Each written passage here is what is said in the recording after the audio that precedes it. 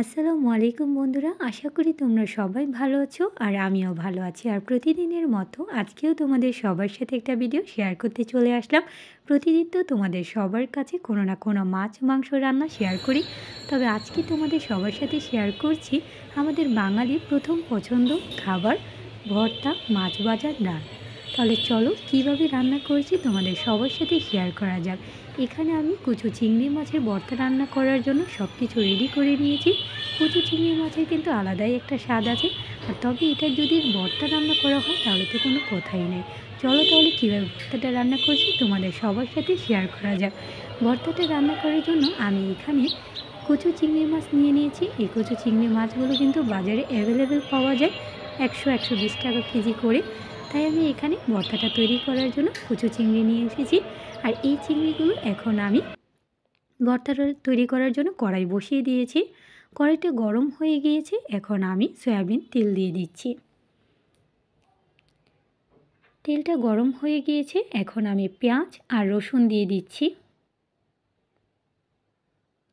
আর সাথে এখন দিয়ে দিচ্ছি শুকনা মরিচ। শুকনা মরিচটা একটু বেশি করে দিচ্ছি, কারণ ভর্তা যদি ঝাল ঝাল না হয় তাহলে কিন্তু ভর্তার মজাই নাই। এখানে আমি শুকনো মরিচ, পেঁয়াজ, রসুন দিয়ে দিয়েছি। একটু লাল হয়ে গেলে এখন আমি কুচো চিংড়িগুলো দিয়ে দিচ্ছি। চিংড়ি মাছ তো এভাবেই খুবই স্বাদ, আর যদি এটা এভাবে করে ভর্তা রান্না করো তাহলে তো কোনো কথাই নেই। তোমরা বাসায় একবার হলেও এই ভর্তাটা রান্না করে খাবে, খুবই মজা হয়। এখন আমি এগুলো একটু নাড়াচাড়া করে লাল করে নিচ্ছি।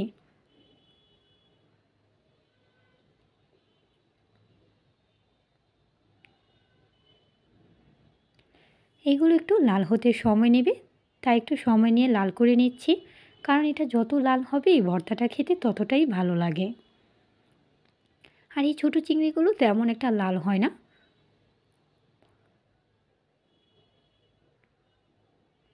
আর এখন দিয়ে দিচ্ছি সামান্য পরিমাণ একটু লবণ। আবারও আমি নাড়াচাড়া করে নিচ্ছি। আস্তে আস্তে লাল হয়ে আসছে। এখন আমি ভালো করে ভাজা ভাজা করে নিচ্ছি চিংড়ি মাছগুলো, আর সাথে শুকনো মরিচ আর পেঁয়াজ রসুনগুলো। এতে দারুণ সুগন্ধ আসবে ভর্তাটাতে।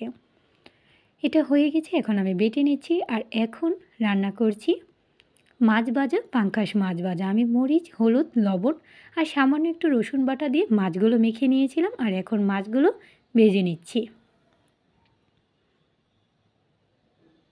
মাছগুলো কিন্তু একটু মুচমুচে করে না ভাজলে মাছগুলো খেতে ভালো লাগে না, তাই মাছগুলো একটু মুচমুচে করে ভাজা হতে থাক, ততক্ষণ আমি ভর্তাটা বেটে নিচ্ছি। প্রতিটা মাছ একটু উল্টিয়ে দিলাম।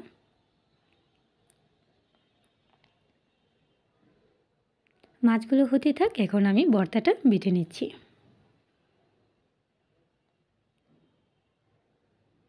পাটায় বেটে ভর্তা জাস্ট অসাধারণ লাগে। এখানে সবগুলো চিংড়ি মাছ সহ পেঁয়াজ, রসুন আর শুকনো মরিচ একসাথে নিয়ে নিলাম।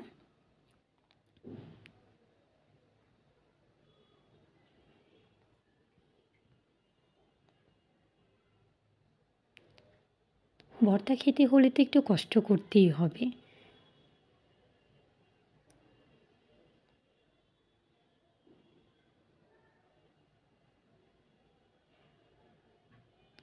বাটা হয়ে এসেছে, আর এখন দিয়ে দিচ্ছি একটু ধনিয়া পাতা। ধনিয়া পাতাটা তোমরা ছিঁড়ে একসাথে দিয়েও দিতে পারো, আবার একটু অল্প অল্প করে বেটেও দিতে পারো। এতে ভর্তাটাতে দারুণ সুগন্ধ আসে, আর এই ভর্তাটা খেতে আরও মজা লাগে। ভর্তাটা সাথে ধনিয়া পাতাগুলো অল্প করে বেটে দিয়ে দিলাম। এখন ভর্তাটা আর সাথে ধনিয়া পাতাগুলো মিক্স করে নিলাম। হয়ে গেল চিংড়ি মাছের মজাদার ভর্তা। ভর্তাটার সাথে কিন্তু আরও আইটেম রান্না করেছিলাম, যা একটা ভিডিওতে একসাথে দেওয়া সম্ভব না। চলো তোমাদের সবার সাথে দেখাই যে কি কি ছিল। পাঙ্গাস মাছ ভাজা তো তোমরা দেখেছই, আর সাথে আলু ভর্তা আর চিংড়ি মাছের ভর্তা। আর এখন যে ডালটা রান্না করেছি এটা সন্ধি ডাল। অন্য একটা ভিডিওতে তোমাদের এই রেসিপিটা দেখাবো অবশ্যই। আর এটা তো প্রতিদিনের খাবার, আমাদের নিত্যদিনের ভাত। আলহামদুলিল্লাহ আজকে এটাই। আমি তো আমার খাবার সাজিয়ে ফেলেছি খাবার জন্য। আজকে এ পর্যন্তই বিদায় নিচ্ছি। আশা করি তোমাদের সবার কাছে পুরো ভিডিওটি আমার ভালো লেগেছে। তোমরা অবশ্যই লাইক, কমেন্ট করবে। আর তোমরা কিন্তু অবশ্যই অনেক, অনেক সাপোর্ট করবে। অনুরোধ রইল যারা এখনও সাপোর্ট করেনি তারা সাপোর্ট করে ফেলো নিত্য নতুন ভিডিও দেখার জন্য। আজকে এই পর্যন্তই। আলহামদুলিল্লাহ।